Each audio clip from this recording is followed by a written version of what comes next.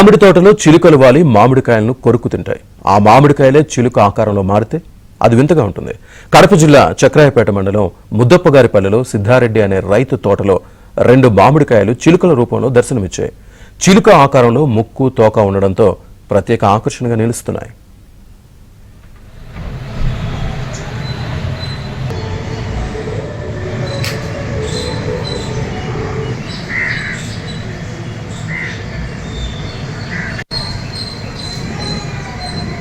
కడప జిల్లా చక్రాయపేట మండలం ముద్దప్పగారిపల్లెలో సిద్ధారెడ్డి అనే రైతు తోటలో 2 మామిడికాయలు చిలుకల రూపంలో దర్శనమిచ్చాయి.